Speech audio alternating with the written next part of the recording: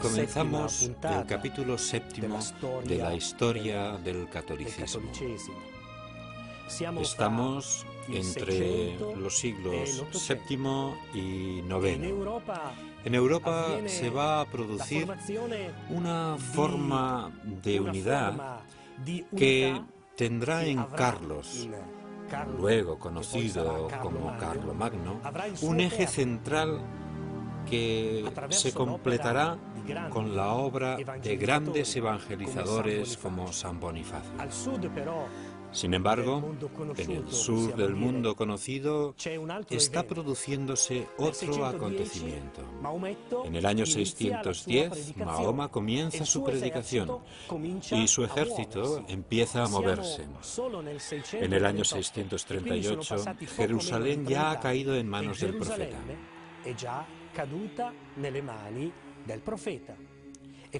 Han pasado menos de 30 años y la conquista avanza con gran celeridad.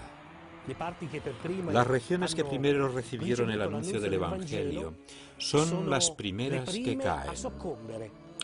Y en menos de 100 años, toda la costa norte de África será conquistada. Europa se encuentra con el ejército del Islam en España, pasado el estrecho de Gibraltar, y debe despertarse. Todos comprenden el riesgo que corre la Europa fragmentada de aquella época y se preparan. 600 años de historia cristiana podrían desaparecer. Europa debe encontrar un líder. El escenario que se encuentra el Islam es una Europa dividida en muchos gobiernos enfrentados entre sí, cuyo único denominador común es la pertenencia a la religión cristiana. Muchos pueblos divididos, pero unidos en el reconocimiento del sucesor de Pedro como su única guía espiritual. Son 4 las principales poblaciones sobre las que se apoya la Europa cristiana: lombardos, visigodos, francos y romanos de Oriente. A esta Europa aún no pertenecen los pueblos germánicos que, como veremos, se acercarán al cristianismo más tarde con San Bonifacio. Bonifacio nace en el año 673 con el nombre de Winfrido, en el suroeste de Inglaterra, en Crediodunum. Ordenado sacerdote a los 30 años, en el año 718 rechaza el nombramiento como obispo del monasterio en que se había formado y parte con un grupo de compañeros hacia Roma. A su llegada, encuentra una ciudad sumida en la miseria. El Papa Gregorio II vive con la angustia diaria de alimentar una población diezmada y exhausta. En este contexto, Bonifacio solicita y obtiene audiencia al Papa y éste acepta enviarlo con sus monjes a anunciar a Cristo entre los pueblos germanos. Es el 15 de mayo de 719. En solo 3 años, este humilde monje inglés, Bonifacio, lleva a cabo su tarea de tal modo que el Papa Gregorio II lo reclama a Roma. El 30 de noviembre es consagrado obispo de Alemania. De vuelta a Alemania, Bonifacio funda una serie de abadías. En esta tarea es ayudado a su vez por la red de abadías benedictinas inglesas, de las cuales reciben no solo apoyo moral y material, sino también monjes, monjas y laicos profundamente motivados para el esfuerzo misionero.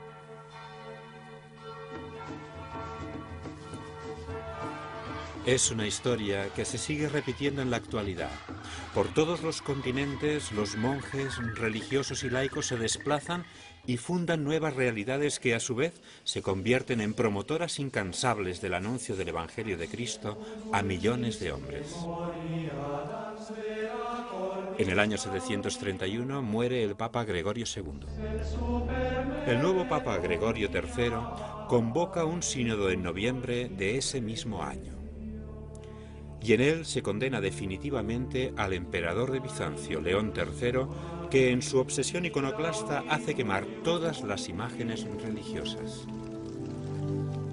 Pero Gregorio III defiende la validez y la necesidad de narrar la fe con las imágenes frente a la idea iconoclasta del emperador bizantino. El Papa Gregorio III sigue también apoyando al monje Bonifacio, el cual permanecería durante 40 años entre aquellos pueblos, convirtiéndoles hasta el día trágico en que un grupo de irreductibles paganos lo asesina. Así entra el monje Bonifacio en la larga lista de los santos mártires.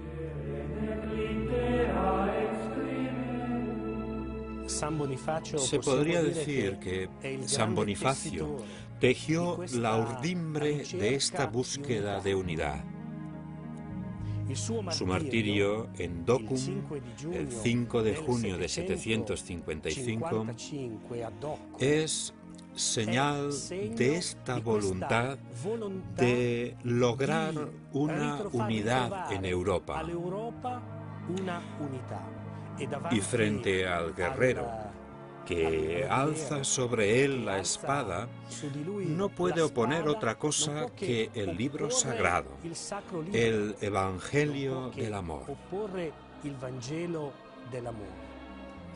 Por ello, Bonifacio es mártir, pero al mismo tiempo puede convertirse en el hombre que ha puesto las bases para que Europa encuentre su corazón, su centro de unidad.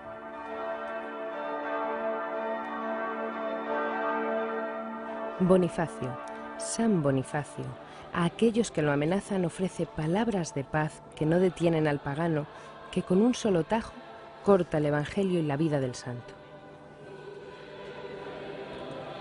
Junto a él son asesinados 51 compañeros, como en la actualidad lo son miles y miles de misioneros.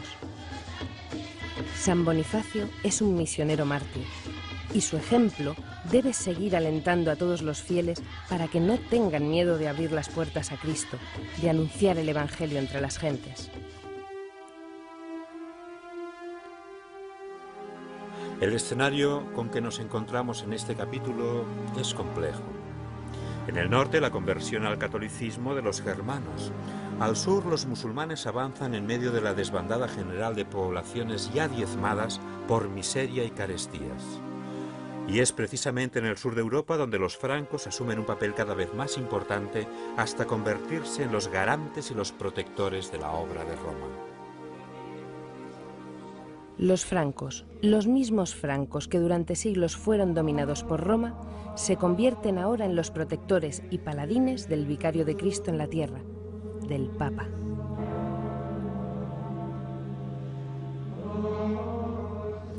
La primera figura que descuella en la estirpe carolingia es Carlos Martel. Bajo su mando, las tropas francas llegan hasta el Loira y alcanzan Poitiers. Aquí es donde Carlos Martel frena y derrota a los musulmanes, los cuales intentaban extenderse por toda Europa. En pocos años, el ejército de Carlos Martel avanza y conquista una tierra tras otra. Pueblos enteros han de convertirse incluso por la fuerza a la fe católica. Carlos Martel, aunque por un lado es el defensor de Roma, por otra parte no tiene escrúpulos para apoderarse de los bienes de la Iglesia y repartirlos entre sus nobles. Carlos Martel morirá el 22 de octubre del 741, siendo sepultado en la Catedral de Saint-Denis. Le suceden sus dos hijos, Carlomán y Pipino, los cuales habían recibido su formación y preparación precisamente entre los muros de Saint-Denis. Bonifacio se dirige a estos jóvenes reyes para solicitar ayuda y apoyo. Y estos jóvenes reyes ponen en marcha una gran labor de legislación, administración y reforma, incluso en las costumbres morales de la Iglesia. Es entonces cuando los sacerdotes, para diferenciarse, comienzan a vestir el traje talar.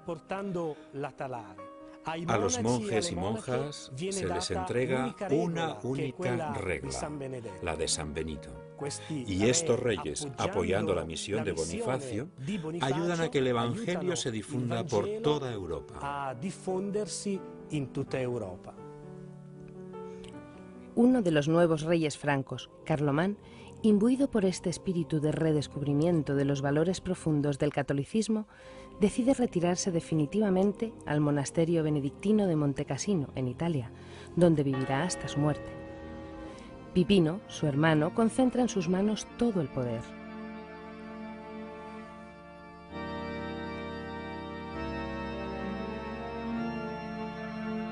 La situación en Roma es cada vez más precaria. Bizancio está ocupada tratando de contener el avance musulmán y las veleidades expansionistas de los lombardos, que amenazan cada vez más los territorios de Rávena y de la misma Roma. El Papa Esteban II acepta la protección que le ofrece el rey de los francos, Pipino el Breve. En el 753, pasando por Pavía, llega a Francia en medio de la devoción del pueblo y de la corte. Aquí, en la Catedral de Saint-Denis, el Papa concede a Pipino el título de Patricio de Roma, como protector de Roma. Y el mismísimo rey de los francos acompaña en su regreso a Italia al Papa, sometiendo a los lombardos y convenciéndoles para que cejen en su amenaza sobre Roma. Así pues, el Papa vuelve a una Roma que ya no sufre el acoso lombardo, pero los traidores siempre son traidores. Y nada más volver los francos a sus territorios, los lombardos, guiados por Astolfo, parten de Pavía para asediar Roma. El Papa Esteban II resiste y logra enviar por vía marítima mensajeros al rey de los francos. Pipino se pone en marcha y pronto alcanza con sus tropas Pavía, y Astolfo, rey de los lombardos, deja Roma para defender su reino ahora amenazado. Astolfo, derrotado, restituirá todos sus territorios al pontífice romano. Aunque enseguida llegan de Bizancio embajadores del emperador Constantino V, reclamando al rey franco Pipino los territorios de Rávena y Emilia. El rey de los francos, Pipino, al aceptar la defensa del Papa, pronuncia una frase histórica. No he tomado las armas empujado por una fuerza humana, sino que he venido a defender a Pedro, a defender al Papa. Y los territorios que conquisto los dono a Pedro, a su sucesor. Es el 26 de abril del 757. El Papa Esteban II muere, y gracias al rey franco, ahora la Iglesia tiene un territorio relativamente extenso que llega hasta la costa adriática. El poder temporal había comenzado en el año 728, cuando Liutprando, rey católico de los lombardos, dona a la Santa Sede la ciudad de Sutri. Se consolida un estado pontificio que en poco tiempo comenzará incluso a acuñar su propia moneda. Según se van creando los estados modernos, los estados soberanos, la necesidad de salvaguardar la independencia del Papa en sus funciones de gobierno de la Iglesia Universal es cada vez más importante. En el fondo, la Ciudad del Vaticano, en un contexto diferente al meramente histórico, está llamada a desempeñar la misma función que los estados de la Iglesia y después el Estado Pontificio han desempeñado en la época medieval y en la Edad Moderna. Es decir, garantizar al Papa, la independencia necesaria para su función al servicio de la Iglesia Universal. Estamos en el año 773. El rey de los francos es ahora el joven hijo de Pipino el Breve, Carlos, el cual debe ponerse enseguida a defender el norte de Francia de la amenaza sajona. En Roma, el Papa Adriano, sucesor de Esteban III, sufre nuevamente la amenaza de los lombardos, los cuales, como siempre, se aprovechan de la situación para tratar de ampliar sus territorios. Pero Carlos, rey de los francos, una vez vencidos los sajones en el norte, guía a sus ejércitos y corta de raíz las veleidades lombardas, cayendo sobre ellos para defender al Papa Adriano. Año 774. Carlos, rey de los francos, se presenta ante el Papa Adriano. Este le está esperando en el lago de Bracciano y juntos entran en Roma con toda su comitiva como uno de tantos peregrinos que acuden a la ciudad tanto ayer como hoy. Y como peregrino, no como rey de los francos, Carlos se arrodilla ante la tumba de Pedro. El Estado Pontificio tiene ya unas fronteras, llega hasta Rávena, pero aún sigue habiendo tensiones entre las tribus sajonas, produciéndose sangrientos combates. Todavía no ha llegado el día en que el jefe sajón solicite ser bautizado.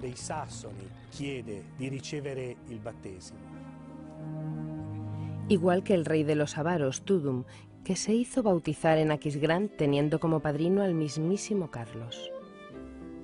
El reino de los francos se extiende ahora casi por toda Europa, excepto España, dominada por los musulmanes.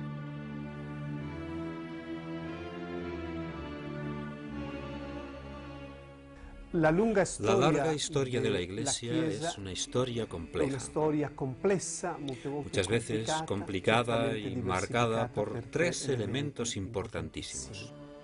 En primer lugar, la gran variedad de lenguas, de etnias, pueblos y naciones. En segundo lugar, por la gran variedad de religiones y caminos diferentes para llegar a creer y a expresar la divinidad. Y en tercer lugar, por una presencia que atraviesa la fe cristiana, la fe católica. Esta presencia se ha visto de alguna manera molestada o incluso sacudida en el momento en que los pueblos árabes musulmanes comienzan su ascenso y expansión por el norte de África, por Oriente Medio. Por las tierras y áreas geográficas que se habían considerado siempre como cristianas bajo el Imperio bizantino, por decirlo de otra manera, bajo el imperio de la Iglesia católica. En esta visión universal tenemos que encuadrar el diálogo con los musulmanes. Sabemos que en Europa, en nuestra realidad actual, tenemos ciertas complicaciones. Tenemos sociedades y pueblos que tienen una fe diferente. Es necesario encontrar un camino viendo e intuyendo un rostro, una presencia, los ojos, la boca y los pensamientos de Dios en cada ser humano. Y esta es la base principal, el gran espacio en el que se construye la dignidad de la persona, los valores humanos, los derechos humanos.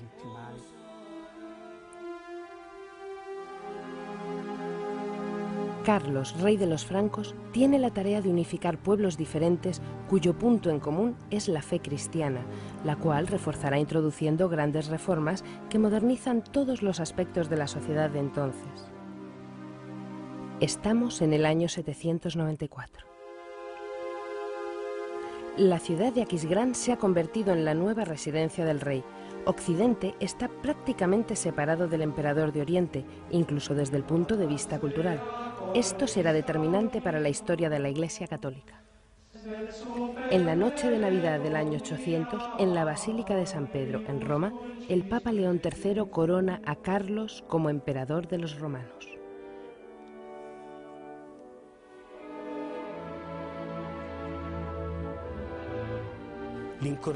La coronación de Carlos, que se convierte en Carlomagno, es ciertamente el comienzo de un nuevo orden en Europa. Evidentemente, todo esto no le gusta nada al emperador de Bizancio, el cual reitera que solo puede haber un emperador de los cristianos. En territorio italiano la situación es complicada. Siracusa en Sicilia en esta época habla griego. Podemos considerarla como un territorio que está dentro de Italia, aunque en aquellos tiempos la división era diferente. Entonces, ¿cómo es posible armonizar estas tensiones?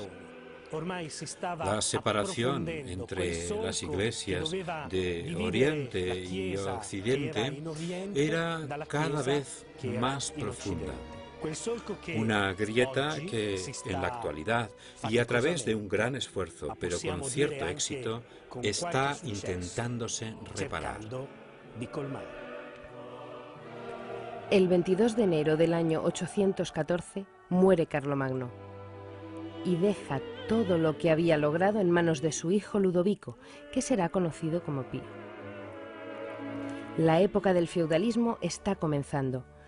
Muy pronto, en el norte, Polonia y Rusia serán evangelizadas. Y en los caminos de Europa, los recorridos de los peregrinos abren los senderos del medioevo hacia sus catedrales. A la Iglesia le esperan grandes retos, como veremos en el próximo capítulo.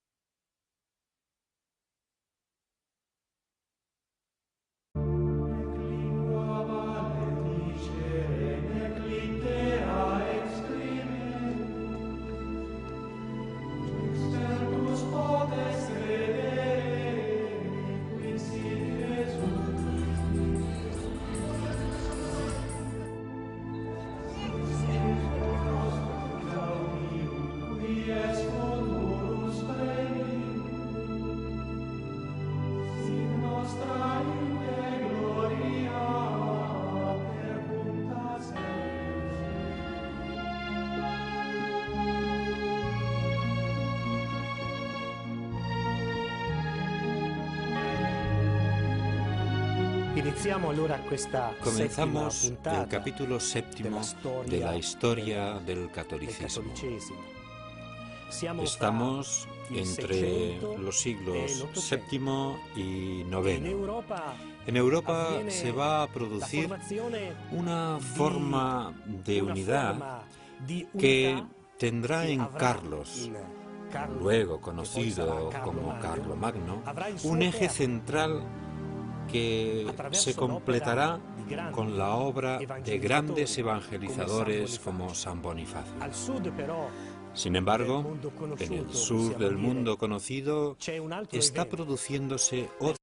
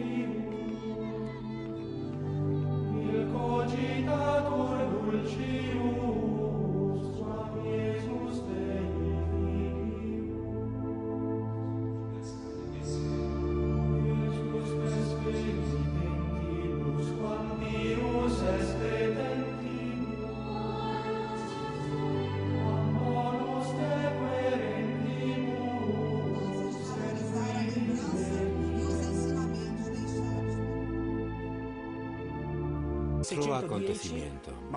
En el año 610, Mahoma comienza su predicación y su ejército empieza a moverse. En el año 638, Jerusalén ya ha caído en manos del profeta.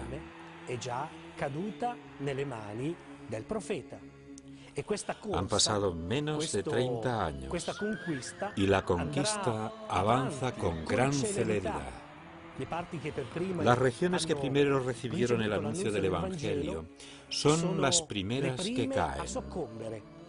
Y en menos de 100 años, toda la costa norte de África será conquistada.